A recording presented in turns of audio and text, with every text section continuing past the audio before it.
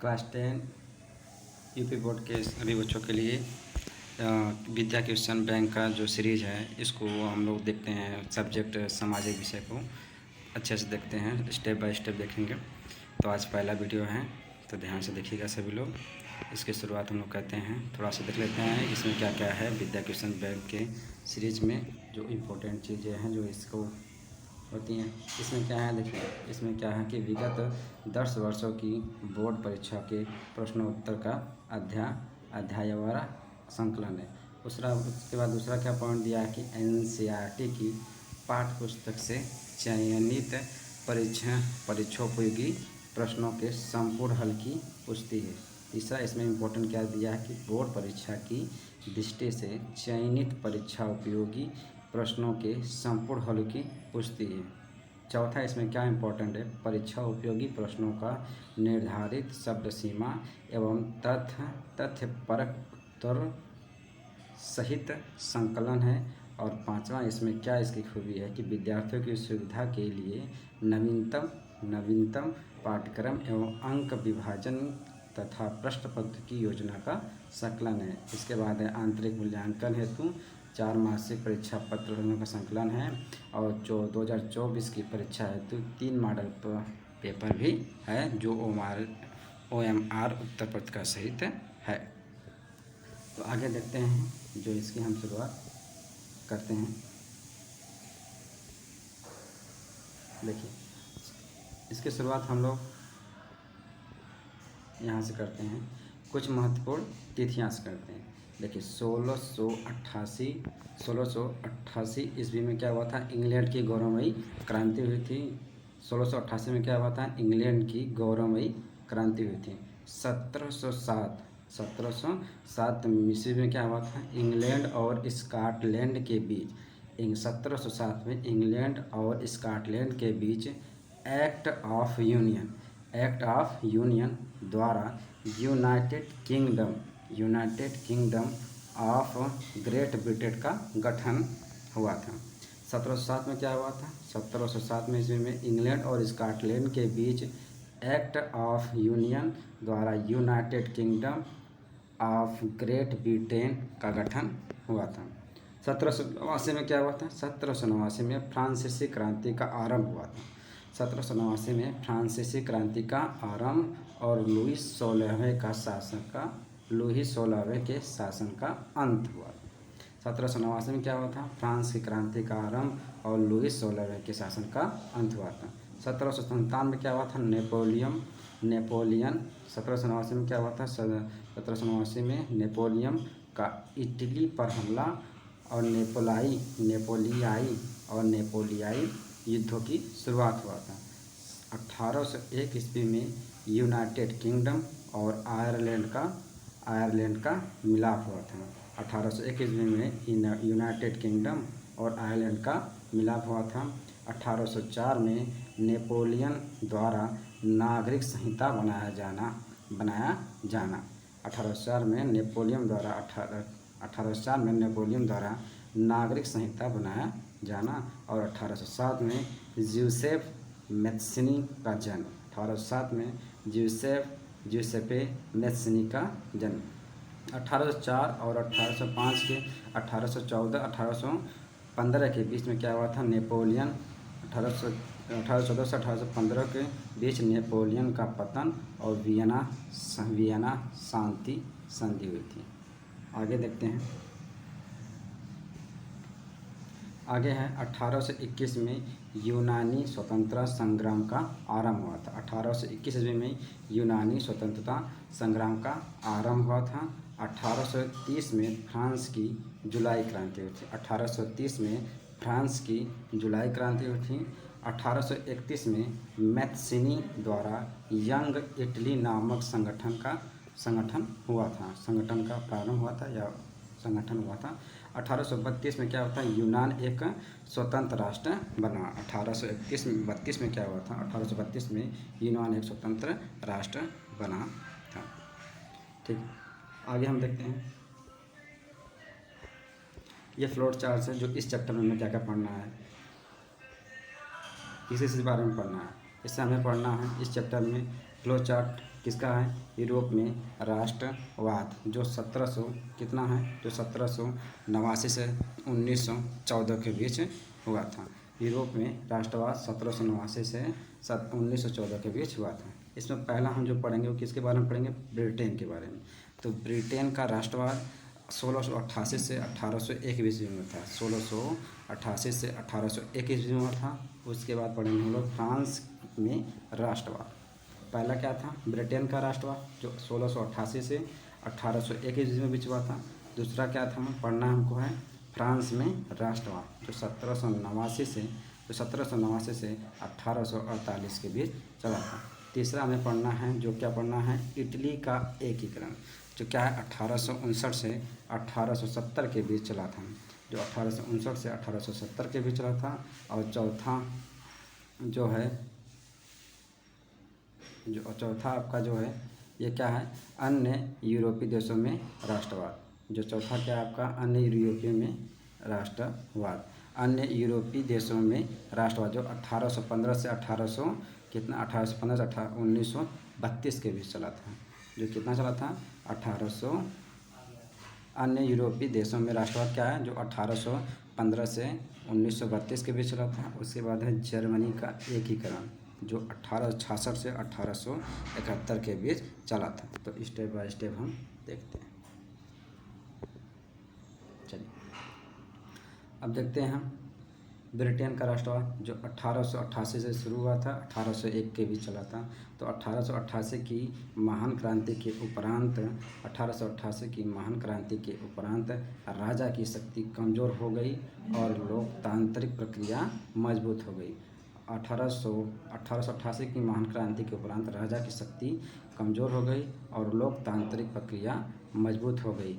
Britain में 1265 में British parliament की स्थापना हो चुकी थी। ब्रिटेन में 1865 ईस्वी में ब्रिटिश पार्लियामेंट की स्थापना हो चुकी थी। प्राचीन काल में यह देश रोमन साम्राज्य के अधीन था। ठीक है, एक बार फिर से देख लेते हैं।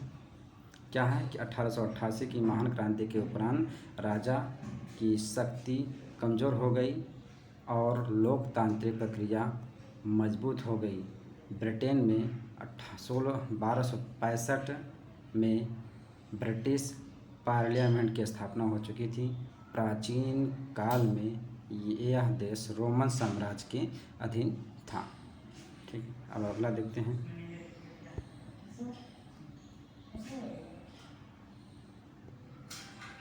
चलिए अगला देखते हैं।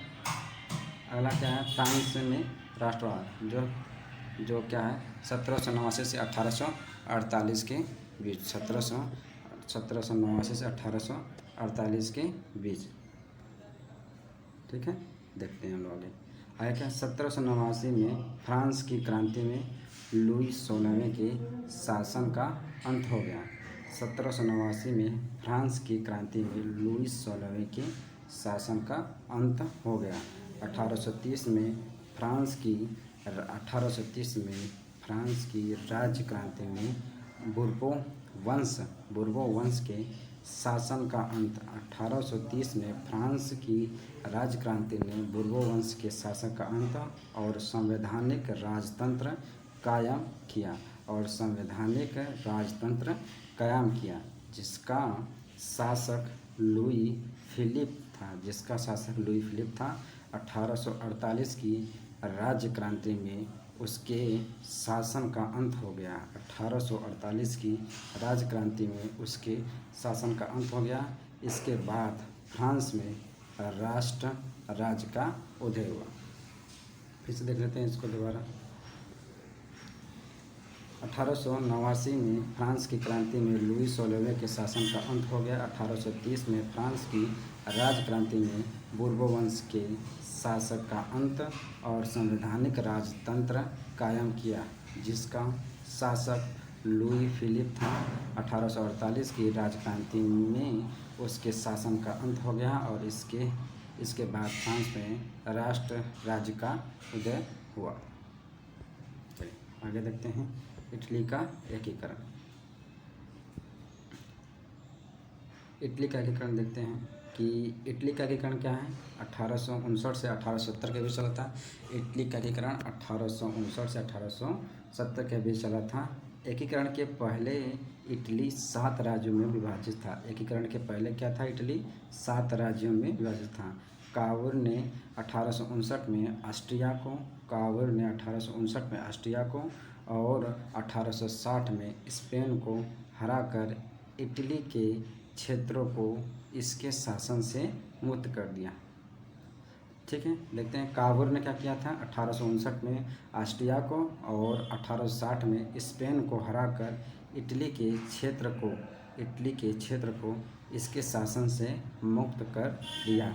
1870 में रोम पर आक्रमण के साथ ही इटली के एकीकरण की प्रक्रिया पूरी हुई। चलिए आगे थोड़ा इसको देख लेते हैं जर्मनी का। चलिए जर्मनी का एकीकरण क्या है, जर्मनी का एकीकरण क्या है कि 1866 से 1871 के बीच चला। जर्मनी का एकीकरण 1866 से 1871 के बीच चला। नेपोलियन ने जर्मनी को 39 राज्यों में एकीकृत किया। नेपोलियन ने क्या किया था, जर्मनी को कितने राज्यों में, 39 राज्यों में एकीकृत किया। इसके कई वर्षों के उपरांत बिस्मार्क द्वारा बिस्मार्क द्वारा 1866 से 1871 में जर्मनी के एकीकरण की प्रक्रिया पूरी हुई और जर्मनी एक राष्ट्र के रूप में उभर आया। चलिए आगे देखते हैं।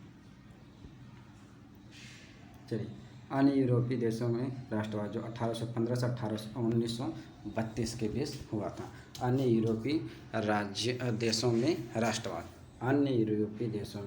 राष्ट्रवाद जो 1815 से 1932 के बीच हुआ था। रूस में देखते हैं तो जार के द्वारा 14 गणराज्यों और रूस को मिलाकर सोवियत संघ का गठन किया गया।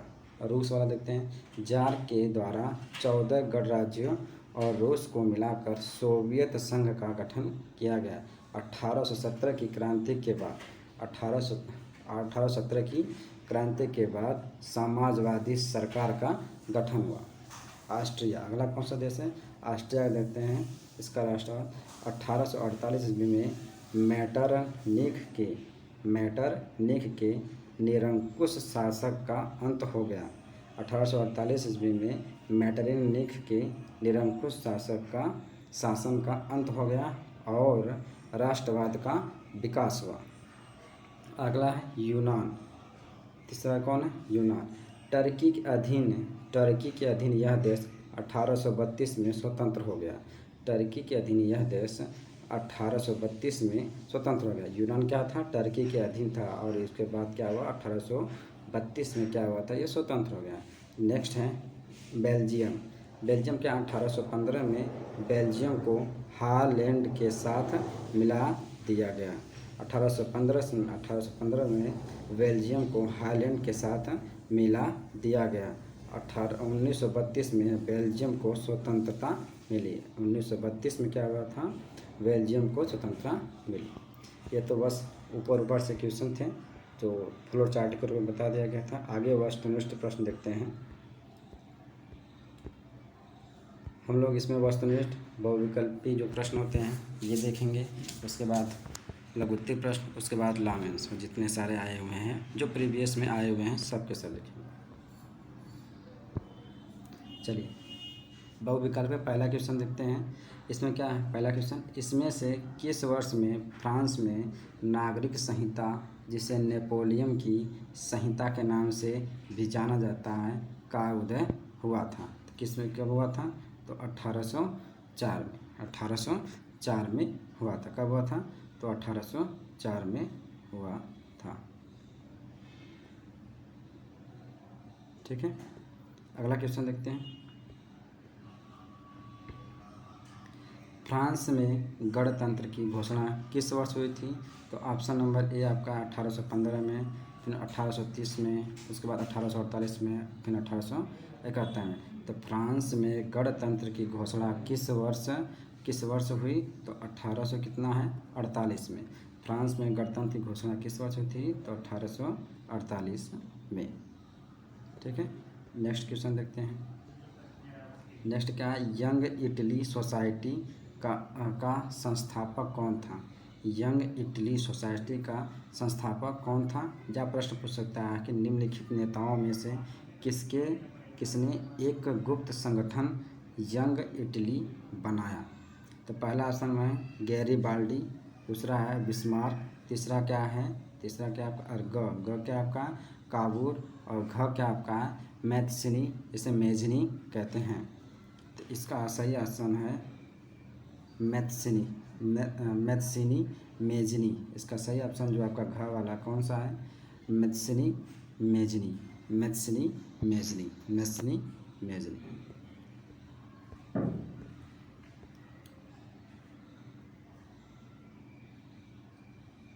चलिए चौथा देखते हैं।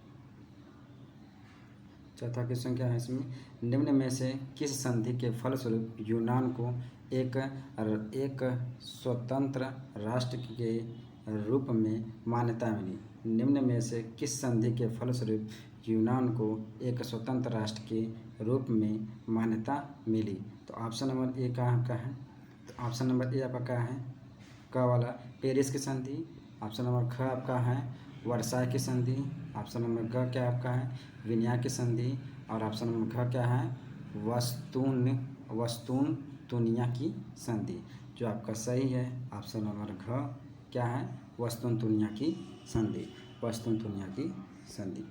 आगे देखते हैं पाँचवा क्वेश्चन क्या है कि निम्न में से जो क्या है 2022 और 23 में भी पूछा है, निम्न में से यह किसका कथन है? जब फ्रांस छींकता है तो बाकी यूरोप को सर्दी जुकाम हो जाता है। निम्न में से ये किसका कथन है कि जब फ्रांस छींकता है तो बाकी यूरोप को सर्दी जुकाम हो जाता है? तो ऑप्शन ए क्या आपका है? मैटरनिक। ऑप्शन ख क्या आपका है? काबूर। ऑप्शन ग क्या है? बिस्मार्क। ऑप्शन घ क्या है? मैथ्सिनी है। तो इसका जो सही आंसर क्या आपका है? ऑप्शन नंबर ए का जो आपका है क्या है? मैटरनिक। कौन है? मैटरनिक है। ठीक है, छठा क्वेश्चन देखते हैं। फ्रांस की क्रांति हुई, यह पूछ सकता है जो 22, 23 दोनों में पूछा है। फ्रांस की क्रांति का प्रारंभ किस वर्ष हुआ? 22 में पूछा, 2022 में। फ्रांस की क्रांति कब हुई? फ्रांस की क्रांति कब हुई थी? तो अब इसका ऑप्शन देखते हैं। 1788 में हुआ था, 1789 में हुआ था, 1790 में हुआ था, 1787 में हुआ था। तो इसका सही ऑप्शन क्या है आपका है? घ वाला सही है। कौन? 1789 में फ्रांस क्रांति हुई थी 1789 में। चलिए अगला क्वेश्चन देते हैं। सातवां क्या है? राष्ट्रवाद का प्रारंभ किस देश से हुआ? राष्ट्रवाद का प्रारंभ किस देश से हुआ? वह है क्या है? कौन सा है? यह प्रश्न पूछ सकता है कि राष्ट्रवाद का प्रारंभ सर्वप्रथम किस देश से हुआ? राष्ट्रवाद का प्रारंभ सर्वप्रथम किस देश से हुआ? तो पहला आपका ऑप्शन है इटली। क वाला क्या ऑप्शन है? इटली। ख वाला ऑप्शन है पहला क का ऑप्शन क्या आपका है? जर्मनी। और ख का ऑप्शन क्या आपका है? इटली। और ग ऑप्शन क्या है? फ्रांस। और ख ऑप्शन क्या है? इंग्लैंड। जो इसका सही है वो क्या है आपका है? फ्रांस। कौन सा है? फ्रांस। राष्ट्रवाद का प्रारंभ जिस देश से हुआ था वो कौन सा है? फ्रांस। अगला क्वेश्चन है जर्मनी को किस वर्ष एक स्वतंत्र राज्य घोषित किया गया? जर्मनी को किस वर्ष एक स्वतंत्र राज्य घोषित किया गया? तो ऑप्शन नंबर क क्या आपका? 1871 में। ऑप्शन नंबर ख क्या? 1872 में। ऑप्शन नंबर ग क्या है? 1876 में। ऑप्शन नंबर घ क्या है? 1880 में। जो इसका सही है वो क्या है? 1871 में। जर्मनी को किस वर्ष एक स्वतंत्र राज्य घोषित किया गया? तो 1871 में। नेक्स्ट 9वां क्वेश्चन देखते हैं कि जर्मनी का एकीकरण का श्रेय इनमें से किसे दिया जाता है? जर्मनी का एकीकरण का श्रेय इनमें से किसे दिया जाता है? या पूछ सकता है कि जर्मनी के एकीकरण में मुख्य भूमिका किसकी थी। तो ऑप्शन नंबर क्या है, ऑटो वन बिस्मार्क है। ऑप्शन नंबर ख क्या है, काइजर विलियम प्रथम है, काइजर विलियम प्रथम है। ऑप्शन नंबर ग क्या है, हिटलर है। ऑप्शन नंबर घ क्या है, मैथ्सनी है। तो इसका जो सही है वो क्या है, ऑटो वन बिस्मार्क है।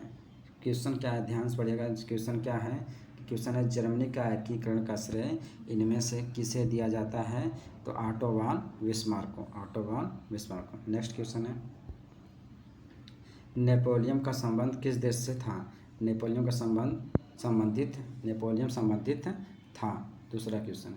तो ऑप्शन नंबर ए आपका क्या, आपका जर्मनी। ऑप्शन नंबर ख इटली। ऑप्शन नंबर ग क्या, फ्रांस। ऑप्शन नंबर घ क्या आपका इंग्लैंड। जो इसका सही जवाब है वो क्या है, ग फ्रांस। तो क्वेश्चन क्या है, नेपोलियन का संबंध किस देश से था। तो क्या था, फ्रांस था। किससे था, फ्रांस से था। अगला नेक्स्ट क्वेश्चन, इटली का एकीकरण किसके नेतृत्व में किया गया। तो पहला क्या है, जो पहला ऑप्शन क्या है, ज्यूसेपे गैरिबाल्डी। इटली का एकीकरण किसके नेतृत्व में किया गया। पहला ऑप्शन क्या है, क वाला ज्यूसेपे गैरिबाल्डी। ख ऑप्शन क्या है, ऑटो वन बिस्मार्क है। और ग क्या आपका नेपोलियन है। और घ क्या है, विलियम प्रथम है। जो इसका सही जवाब है वो क्या है, ऑप्शन नंबर क क्या है, Giuseppe Garibaldi. Giuseppe Garibaldi. Question क्या है, ध्यान से देख लीजिए एक बार फिर से।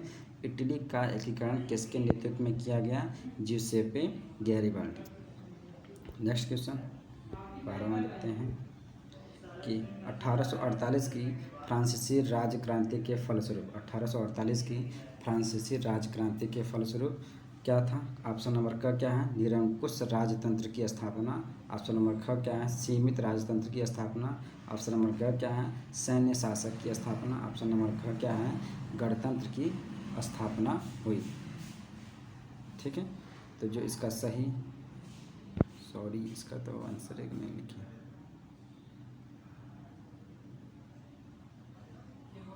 वो कट गया है, ये थोड़ा देखते हैं। ठीक है, तो इसका देखो सही है, 2 क्वेश्चन में एक साथ हो गया है। ठीक है, तो इसका जो सही आंसर है क्या है, गणतंत्र की स्थापना हुई। एक क्वेश्चन 2 बार हो गया है। ठीक है, 1848 के फ्रांसीसी राज्य क्रांति के फलस्वरूप क्या हुआ था, गणतंत्र की स्थापना हुई। चलिए अगला क्वेश्चन नेक्स्ट देखते हैं कि जर्मन संस्कृति में ऑक्सजिस्ट का आशय था। ऑक्सजिस्ट का आशय था। पहला क का ऑप्शन है आपका राष्ट्र। ख क्या है, संविधान। ग क्या है, आम जनता। घ क्या है, संसद। और इसका जो सही आंसर है वो क्या है, क क्या है, राष्ट्र। क्या है, राष्ट्र। जर्मनी संस्कृति में ऑक्सजिस्ट का आशय था राष्ट्र। किससे था, राष्ट्र से। किससे था, राष्ट्र से था। चलिए नेक्स्ट क्वेश्चन देखते हैं, संसदीय प्रजातंत्र की स्थापना किस देश में सर्वप्रथम हुई। संसदीय प्रजातंत्र की स्थापना किस देश में सर्वप्रथम हुई। संसदीय प्रजातंत्र की स्थापना किस देश में सर्वप्रथम हुई। तो ऑप्शन नंबर क क्या है, इटली। ऑप्शन नंबर ख क्या है, इंग्लैंड। ऑप्शन नंबर ग क्या है, फ्रांस। ऑप्शन नंबर घ क्या है, जर्मनी। तो जो इसका सही आंसर है वो क्या है, इंग्लैंड। संसदीय प्रजातंत्र की स्थापना किस देश में सर्वप्रथम हुई, तो इंग्लैंड में हुई। नेक्स्ट क्वेश्चन, ज्यूसेप्पे मैत्सिनी द्वारा स्थापित गुप्त संगठन था। ज्यूसेप्पे मैत्सिनी द्वारा स्थापित गुप्त संगठन था। क का ऑप्शन है यंग इटली। ख क्या है, यंग फ्रांस। और ग क्या है, यंग प्रसा। और घ क्या है, यंग जर्मनी। तो इसका जो सही आंसर है वो क्या है, क यंग इटली। यूसेपे मैत्सिनी द्वारा स्थापित गुप्त संगठन था young Italy. Next question, Napoleon की पराजय कब हुई। नेपोलियन की पराजय कब हुई। तो ऑप्शन नंबर क है 1814 में। ऑप्शन नंबर ख है 1855 में। ऑप्शन नंबर ग है 1816 में। ऑप्शन नंबर घ है 1877 में। जो इसका सही आंसर क्या है, 1815। नेपोलियन की पराजय कब हुई थी? 1815 में हुई थी। नेपोलियन की पराजय कब हुई थी? 1815 में हुई थी। नेक्स्ट क्वेश्चन, ऑटो वान बिस्मार्क का संबंध किस देश से था? तो आपका ऑप्शन नंबर क इटली, ऑप्शन नंबर ख जर्मनी, ऑप्शन नंबर क फ्रांस, ऑप्शन नंबर ख ब्रिटेन। ठीक है, तो जो इसका सही आंसर वो क्या है? ख जर्मनी। ऑटो वान बिस्मार्क का संबंध किस देश से था? तो क्या था? जर्मनी। किससे था? जर्मनी से था। ठीक है, नेक्स्ट क्वेश्चन देखते हैं। 18वां क्वेश्चन है, प्रश्न नंबर 18 जो बहुविकल्पी का है। निम्नलिखित में से किसे 1871 में जर्मनी का प्रथम सम्राट घोषित किया गया? निम्नलिखित में से किसे 1871 में जर्मनी का सम्राट घोषित किया गया? तो ऑप्शन नंबर क है विलियम प्रथम, ऑप्शन नंबर ख है विलियम द्वितीय, ऑप्शन नंबर ग है फ्रेडरिक विल्हेम प्रथम, ऑप्शन नंबर घ है फ्रेडरिक विल्हेम चतुर्थ। जो इसका सही ऑप्शन है ऑप्शन नंबर क विलियम प्रथम। निम्नलिखित में से किसे 1871 में जर्मनी का प्रथम सम्राट घोषित किया गया? तो विलियम प्रथम। अगला क्वेश्चन 19 का देखते हैं। 1789 में फ्रांस किस प्रकार का राज्य था? 1789 में फ्रांस किस प्रकार का राज्य था? तो ऑप्शन नंबर क असीमित राजतंत्र, ऑप्शन नंबर ख है सीमित राजतंत्र, ऑप्शन नंबर ग है प्रजातंत्र, ऑप्शन नंबर घ है गणतंत्र। ठीक है, तो इसका सही आंसर क्या है? आपका है ख सीमित राजतंत्र। 1889 में फ्रांस किस प्रकार का राजतंत्र था? सीमित राजतंत्र। 20वां क्वेश्चन देखते हैं। निम्नलिखित में से किसे 1871 में जर्मनी का प्रथम सम्राट घोषित किया गया? निम्नलिखित में से किसे 1871 में जर्मनी का प्रथम सम्राट घोषित किया गया? तो ऑप्शन नंबर क है काइजर विलियम प्रथम, ऑप्शन नंबर ख है विलियम द्वितीय, ऑप्शन नंबर ग है फ्रेडरिक विलियम प्रथम और घ ऑप्शन है ऑटो वान बिस्मार्क। जो आपका सही आंसर है वो क्या है? क काइजर विलियम प्रथम। निम्नलिखित में से किसे 1871 में जर्मनी का प्रथम सम्राट घोषित किया गया? 1861 में 21वां क्वेश्चन है। 1861 में एकीकृत इटली का सम्राट किसे घोषित किया गया? 1861 में एकीकृत इटली का सम्राट किसे घोषित किया गया?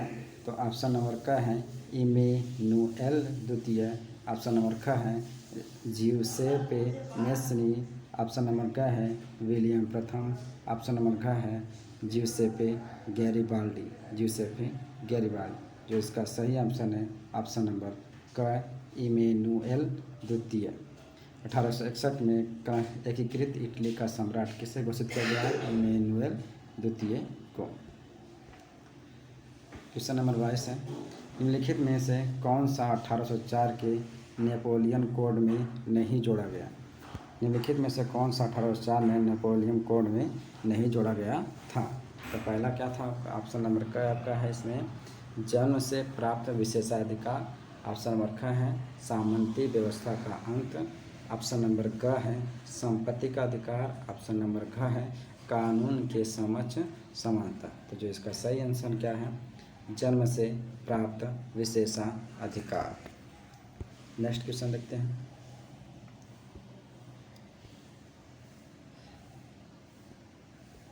नेक्स्ट समझिए जिउसेppe मैज़नी का संबंध था।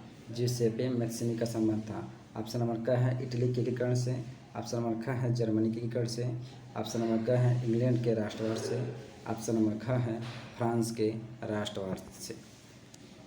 इसका सही आंसर है ऑप्शन नंबर क इटली के एकीकरण से।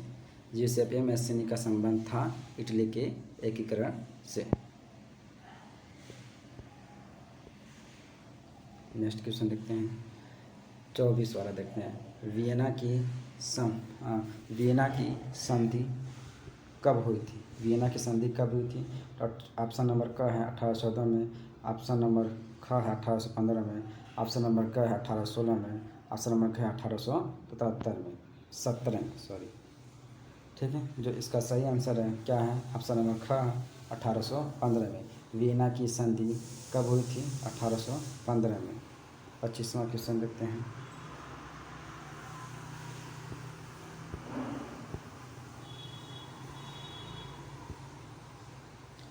चलो 25 के देखते हैं। निरंकुशवाद का तात्पर्य। ऑप्शन में क्या है कि ऐसी शासन व्यवस्था जिसमें सत्ता पर जनता का अंकुश होता है। ऐसी शासन व्यवस्था जिसमें सत्ता पर जनता का अंकुश होता है। ऑप्शन नंबर क्या है, ऐसी शासन व्यवस्था जिसमें सत्ता पर किसी का अंकुश नहीं होता है। और घ वाला इसका ऑप्शन है, ऐसी शासन व्यवस्था जिसमें सत्ता पर कुछ व्यक्तियों का अंकुश होता है। और ऑप्शन नंबर घ देखते हैं तो क्या है कि ऐसी शासन व्यवस्था जिसमें बहुसंख्यक का सत्ता पर अंकुश होता है। जो इसका सही आंसर है वो क्या आपका है, इसका सही आंसर है घ। क्या है कि ऐसी शासन व्यवस्था जिसमें सत्ता पर किसी का अंकुश नहीं होता है। नेक्स्ट क्वेश्चन देखते हैं। उदयवाद से तात्पर्य है। उदयवाद से तात्पर्य है। ऑप्शन नंबर क्या है, निजी संपत्ति का अभाव। ऑप्शन नंबर क्या है, राज्य द्वारा आर्थिक गतिविधियों पर पाबंदी। राज्य द्वारा आर्थिक गतिविधियों पर पाबंदी।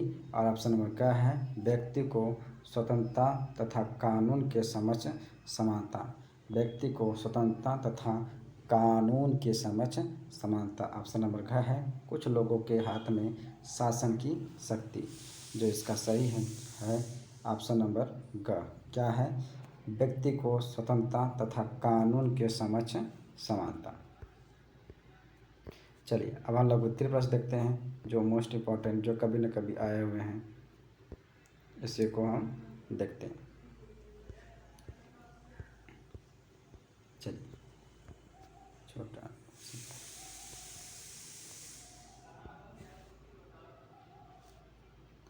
चलिए प्रश्न क्या है, लघु उत्तरी प्रश्न का पहला प्रश्न क्या है, मोस्ट इम्पॉर्टेंट है, जो आया हुआ है। यूरोप में राष्ट्र के विचार के निर्माण में संस्कृति ने किस प्रकार महत्वपूर्ण भूमिका निभाई उदाहरण से स्पष्ट कीजिए। प्रश्न क्या है, यूरोप में राष्ट्र के विचार के निर्माण में संस्कृति ने किस प्रकार महत्वपूर्ण भूमिका निभाई, उदाहरण सहित स्पष्ट कीजिए। आंसर देखते हैं इसका। चलिए आंसर देखते हैं कि यूरोप में राष्ट्र के विचार के निर्माण में संस्कृति ने निम्नलिखित भूमिका निभाई है। यूरोप में राष्ट्र के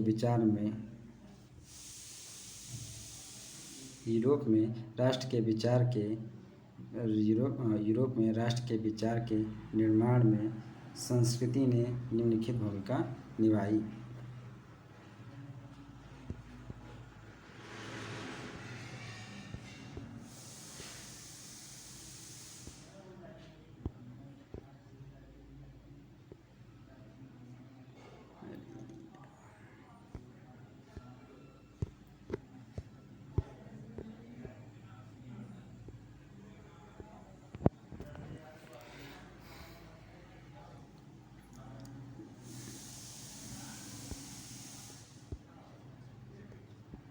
पहला क्या है कि यूरोप में कला, काव्य, कहानियों, किस्सों और संगीत ने राष्ट्रवादी भावनाओं को निर्मित करने और उन्हें व्यक्त करने में काफ़ी सहयोग दिया।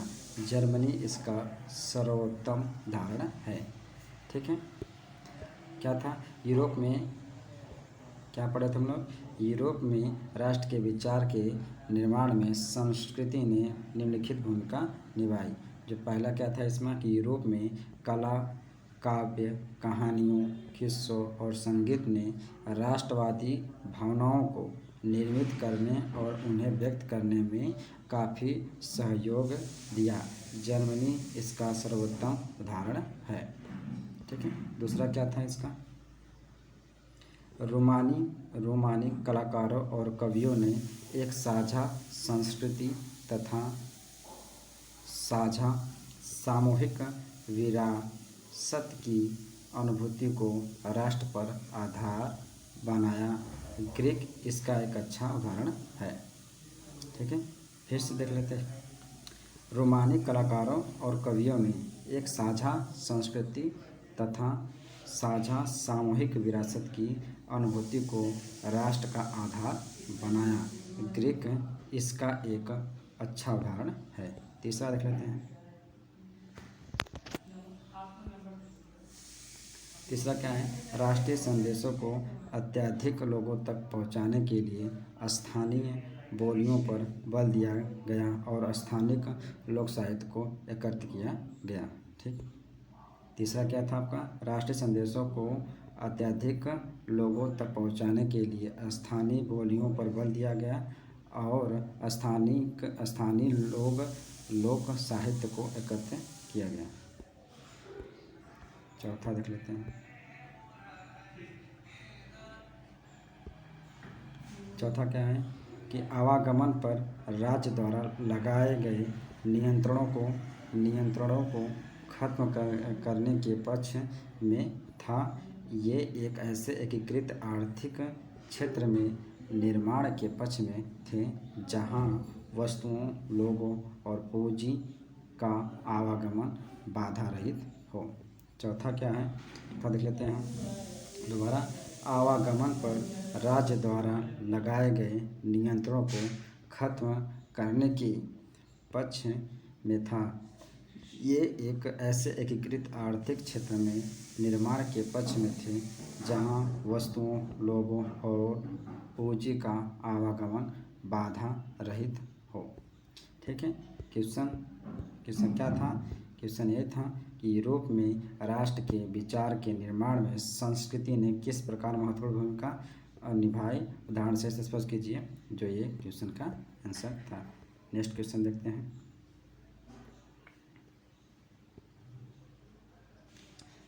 नेक्स्ट क्वेश्चन है, नेपोलियन द्वारा किए गए सुधारों का वर्णन कीजिए।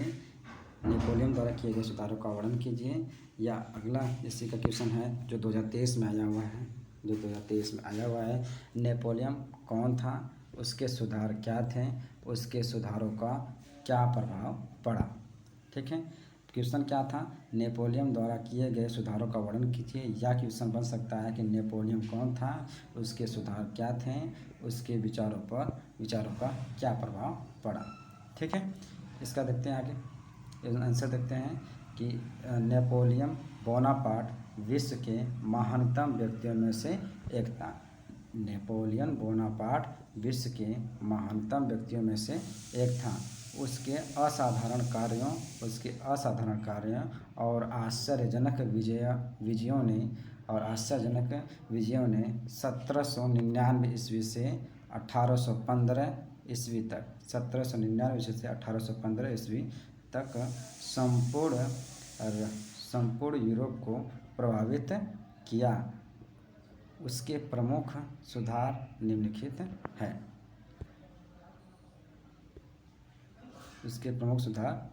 हैं। तो पहला देखते हैं, हेडिंग मोस्ट इम्पॉर्टेंट है, हेडिंग जरूरी है, याद रखना। पहला क्या था उसके प्रमुख सुधार में पहला क्या था, शासन संबंधित सुधार। नेपोलियन की शासन व्यवस्था प्रतिभा, व्यापक और कार्यक्षमता के सिद्धांतों पर आधारित थी। नेपोलियन की शासन व्यवस्था प्रतिभा, व्यापकता और कार्यक्षमता के सिद्धांतों पर आधारित थी। देश की अराजकता को समाप्त करने के लिए उसने शासन का एकीकरण दिया। ठीक है, फिर से देख लेते हैं शासन संबंधित सुधार। नेपोलियन की शासन व्यवस्था प्रतिभा, व्यापकता और कार्यक्षमता के सिद्धांतों पर आधारित थी। देश की अराजकता को समाप्त करने के लिए उसने शासन का केंद्रीकरण कर दिया। दूसरा, दूसरा जो हेडिंग है वो क्या है, आर्थिक सुधार। दूसरा क्या है, आर्थिक सुधार। नेपोलियन ने पेरिस में बैंक ऑफ फ्रांस की स्थापना कराई। आर्थिक सुधार में क्या देखते हैं कि नेपोलियन ने पेरिस में बैंक ऑफ फ्रांस की स्थापना कराई। मादक द्रव्यों, नमक आदि पर कर लगाया। मादक द्रव्यों, नमक आदि पर कर लगाया। मजदूरों का वेतन निश्चित किया। चोर बाजारी, सट्टेबाजी, मुनाफाखोरी को समाप्त किया। चोर बाजारी क्या क्या किया उसने क्या किया, नेपोलियन ने आर्थिक व्यवस्था में क्या किया, नेपोलियन ने पेरिस में बैंक ऑफ फ्रांस की स्थापना कराई। मादक द्रव्यों, नमक आदि पर कर लगाया। मजदूरों का वेतन निश्चित किया। चोर बाजारी, सट्टेबाजी, मुनाफाखोरी को समाप्त किया। आगे देखते हैं तीसरा क्या है, धार्मिक सुधार। नेपोलियन ने अपने देशवासियों को धार्मिक स्वतंत्रता प्रदान करने का प्रयत्न किया। नेपोलियन ने अपने देशवासियों को धार्मिक स्वतंत्रता प्रदान करने का प्रयत्न किया। राज्य की ओर से सभी को अपने धर्म का आचरण करने की स्वतंत्रता प्रदान की गई थी। फिर से देख लेते हैं दोबारा इसमें, धार्मिक सुधार। नेपोलियन ने अपने देशवासियों को धार्मिक स्वतंत्रता प्रदान करने का प्रयत्न किया। राज्य की ओर से सभी को अपने धर्म का आचरण करने की स्वतंत्रता प्रदान की गई थी। चौथा देखते हैं, न्याय संबंधित सुधार। नेपोलियन ने फ्रांस के लिए विधि संहिताओं का निर्माण करवाया। न्याय संबंधी स्वतंत्रता सुधार में क्या किया, नेपोलियन ने फ्रांस के लिए विधि संहिताओं का निर्माण करवाया। इसे नेपोलियन कोड के नाम से भी जाना गया। नेपोलियन का यह कार्य फ्रांस को एक अस्थायी देन थी। फिर से देख लेते हैं, न्याय संबंधी सुधार। नेपोलियन ने फ्रांस के लिए विधि संहिताओं का निर्माण करवाया। इसे नेपोलियन कोड के नाम से भी जाना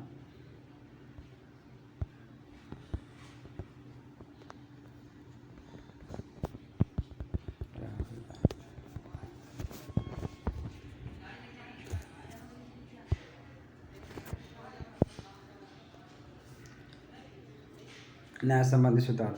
नेपोलियन ने फ्रांस के लिए विधि संहिताओं का निर्माण कराया। इसे नेपोलियन कोड के नाम से भी जाना गया। नेपोलियन का यह कार्य फ्रांस को एक अस्थायी देन थी। पाँचवा क्या है, शिक्षा संबंधी सुधार। नेपोलियन ने शिक्षा के क्षेत्र में महत्वपूर्ण सुधार किए। उसने फ्रांस में राष्ट्रीय शिक्षा की नींव डाली। नेपोलियन ने शिक्षा के क्षेत्र में महत्वपूर्ण सुधार किए। उसने फ्रांस में राष्ट्रीय शिक्षा की नींव डाली और पेरिस में एक विश्वविद्यालय की स्थापना की। छठा क्या आपका है हेडिंग, सार्वजनिक सुधार। नेपोलियन ने सार्वजनिक हित के लिए अनेक महत्वपूर्ण सुधार किए। नेपोलियन ने सार्वजनिक हित के लिए अनेक महत्वपूर्ण सुधार किए। उसने बेरोजगारी को दूर किया। आवागमन को सुगम बनाने के लिए 229 पक्की सड़कों का निर्माण करवाया। आगे देखते हैं, अगला क्या है, नेपोलियन द्वारा किए गए सुधारों के प्रभाव। नेपोलियन द्वारा किए गए सुधारों के निम्नलिखित प्रभाव पड़े। पहला क्या है, यूरोप के अन्य हिस्सों में सामाजिक, आर्थिक, राजनीतिक समानता के सिद्धांतों पर बल दिया जाने लगा। पहला क्या है, यूरोप के अन्य हिस्सों में सामाजिक, आर्थिक, राजनीतिक समानता के सिद्धांतों पर बल दिया जाने लगा। दूसरा क्या है, यूरोप के अन्य हिस्सों में लोग मानवीय अधिकारों की मांग करने लगे। यूरोप के अन्य हिस्सों में लोग मानवीय अधिकारों की मांग करने लगे। तीसरा क्या है, यूरोप के अन्य हिस्सों में समान कर प्रणाली लागू की जाने लगी। यूरोप के अन्य हिस्सों में समान कर प्रणाली लागू की जाने लगी।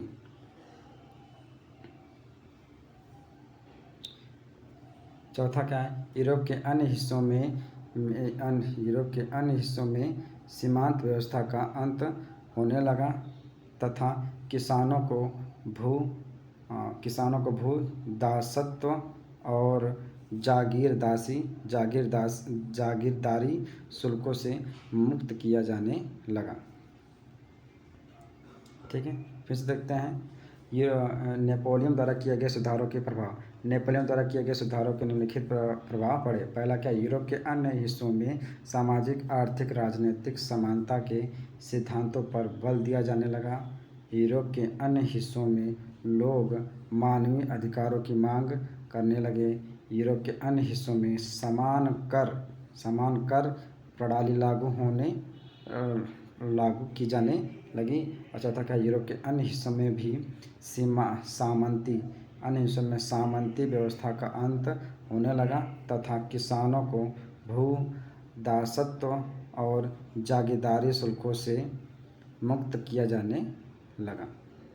आगे देखते हैं।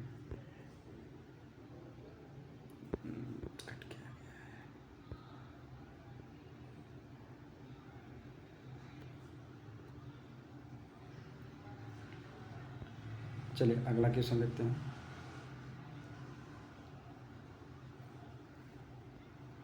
यूरोप में राष्ट्रवाद के विकास में संस्कृति का क्या योगदान था? यूरोप के राष्ट्रवाद के विकास में संस्कृति का क्या योगदान था, जो 2022 में भी आया है। क्वेश्चन क्या आया है, दोबारा क्वेश्चन क्या हो सकता है, पूछ सकता है। यूरोप में राष्ट्रवाद के विकास में संस्कृति के योगदान को दर्शाने के लिए 3 उदाहरण दें।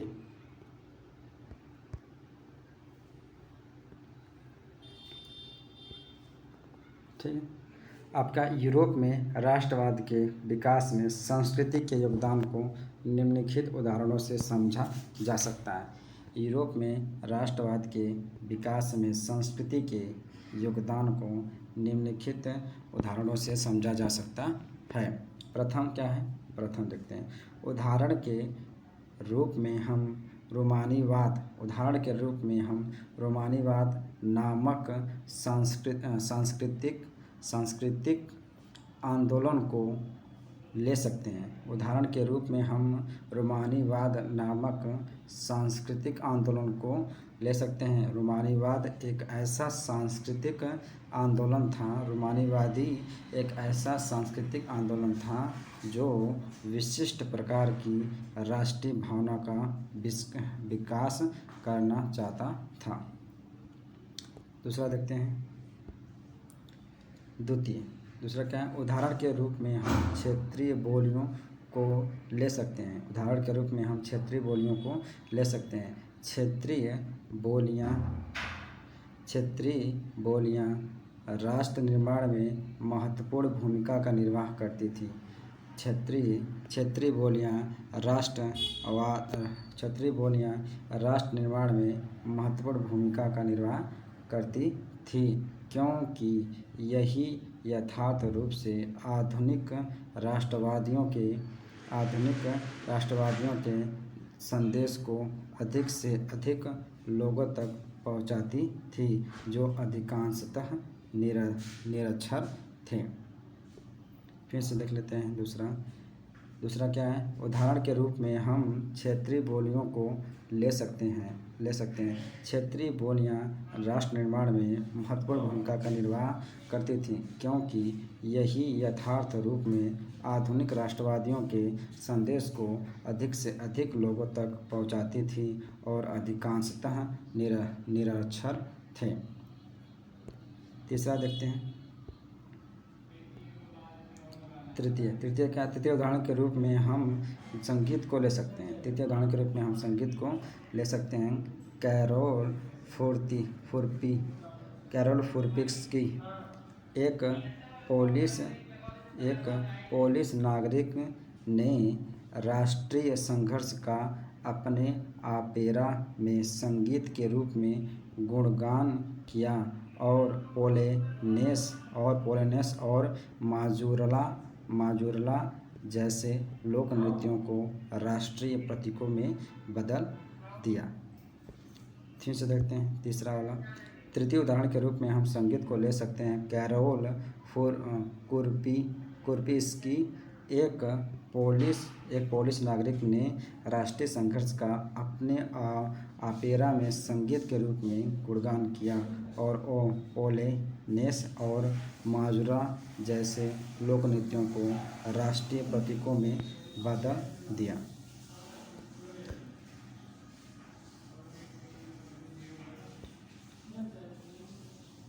नवा क्वेश्चन देखते हैं। नवा क्या? रेनन की समझ के अनुसार एक राष्ट्र की विशेषताओं का संक्षिप्त विवरण दे। उसके मतानुसार राष्ट्र क्यों महत्वपूर्ण है? रेनन की समझ के अनुसार एक राष्ट्र की विशेषताओं का संक्षिप्त विवरण दे। उसके मतानुसार राष्ट्र क्यों महत्वपूर्ण है? ठीक है। रेनन की समझ के अनुसार एक राष्ट्र की विशेषताएं निम्नलिखित है। पहला, रेनन के अनुसार एक राष्ट्र तब बनता है जब वहाँ के लोगों द्वारा लंबे प्रयास और निष्ठा से इसके लिए काम किया जाता है। रेनन के अनुसार एक राष्ट्र तब बनता है जब वहाँ के लोगों द्वारा लंबे प्रयास और निष्ठा से इसके लिए काम किया जाता है।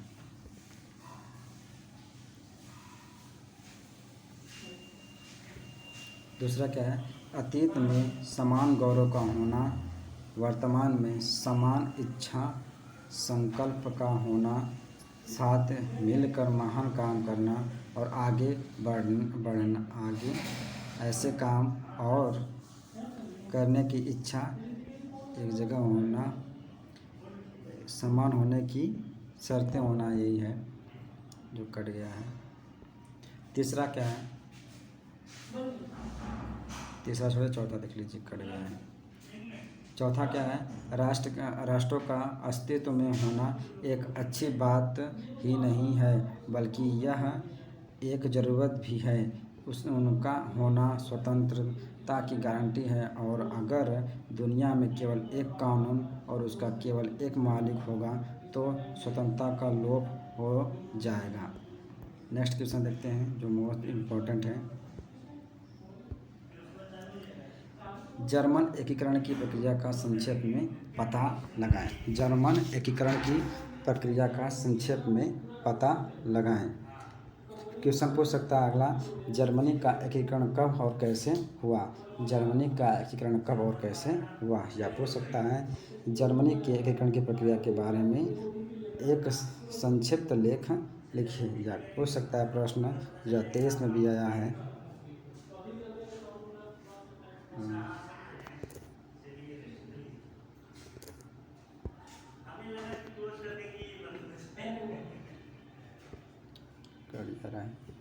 जर्मनी का एकीकरण कैसे हुआ? तो आंसर देखते हैं इसका।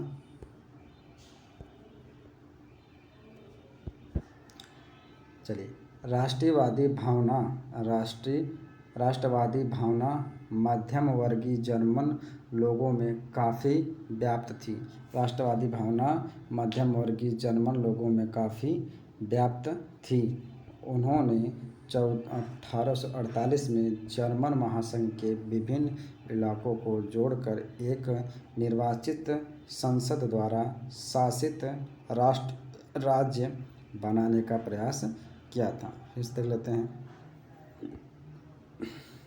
राष्ट्रवादी भावनाएं मध्यम वर्गीय जर्मन लोगों में काफ़ी व्याप्त थी। राष्ट्रवादी भावनाएं मध्यम वर्गीय जर्मन लोगों में काफ़ी व्याप्त थी। उन्होंने 1848 में जर्मन महासंघ के विभिन्न इलाकों को जोड़कर एक निर्वाचित संसद द्वारा शासित राज्य बनाने का प्रयास किया था, मगर इस पहल को राजशाही और फौज की ताकत ने मिलकर दबा दिया। क्या? मगर इस पहल को राजशाही और फौज की ताकत ने मिलकर दबा दिया। उनका प्रशा के बड़े भूस्वामियों ने भी समर्थन किया। उनका प्रशा के बड़े भूस्वामियों ने भी समर्थन किया। उसके बाद प्रशा ने राष्ट्रीय एकीकरण के आंदोलन का नेतृत्व संभाल लिया। उसके बाद प्रशा ने राष्ट्रीय एकीकरण के आंदोलन का नेतृत्व संभाल लिया। उसका मुख्यमंत्री ऑटो वॉन बिस्मार्क इस प्रक्रिया का जनक था। उसका मुख्यमंत्री ऑटो वॉन बिस्मार्क इस प्रक्रिया का जनक था, जिसने प्रशा की सेना और नौकरशाही की मदद ली। 7 वर्ष के दौरान ऑस्ट्रिया, डेनमार्क और फ्रांस से 3 युद्धों में प्रशा की जीत हुई। 7 वर्षों के दौरान ऑस्ट्रिया, डेनमार्क और फ्रांस से 3 युद्धों में प्रशा की जीत हुई और एकीकरण की प्रक्रिया पूरी हुई। जनवरी 1871 में वर्साय में हुई एक समारोह में प्रशा के राजा विलियम प्रथम को जर्मन का सम्राट घोषित किया गया। ठीक है, जनवरी 1871 में वर्साय में हुई एक समारोह में प्रशा के राजा विलियम प्रथम को जर्मनी का सम्राट घोषित किया गया। इस तरह 1871 में जर्मनी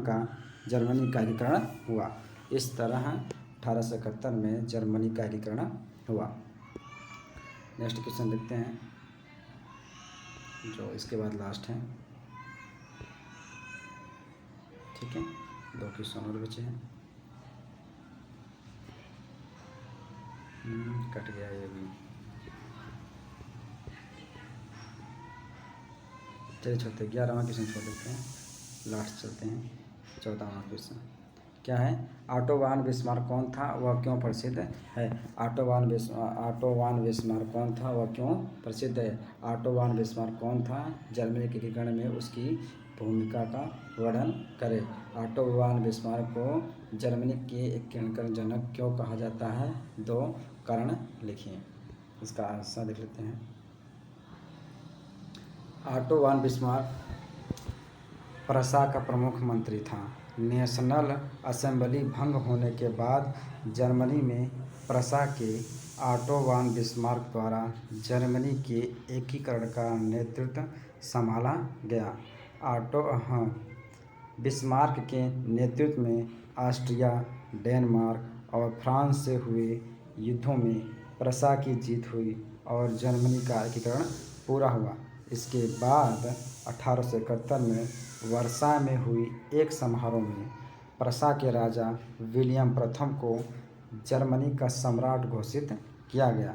ठीक है, क्या हुआ था कि इसके बाद क्या हुआ था? 1871 में वर्साय में हुई एक समारोह में प्रशा के राजा विलियम प्रथम को जर्मनी का सम्राट घोषित किया गया। 18 जनवरी 1871 को वर्साय के महल के अत्यधिक ठंडे Sheesh Mahal hall of mirrors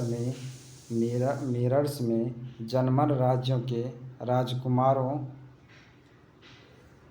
राजकुमारों, सेना के प्रतिनिधियों और प्रमुख मंत्री ऑटो वॉन बिस्मार्क सहित प्रशा के महत्वपूर्ण मंत्रियों की एक बैठक हुई। इस सभा में प्रशा के काइज़र विलियम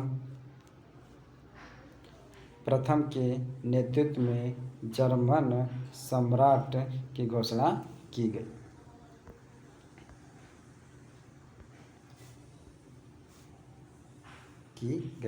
इस प्रकार बिस्मार्क के नेतृत्व में प्रशा के राष्ट्रीयकरण के आंदोलन का नेतृत्व संभाल लिया और अंततः जर्मनी का एकीकरण करने में सफलता प्राप्त की। वस्तुतः बिस्मार्क ही जर्मनी में एकीकरण की प्रक्रिया का जनक था।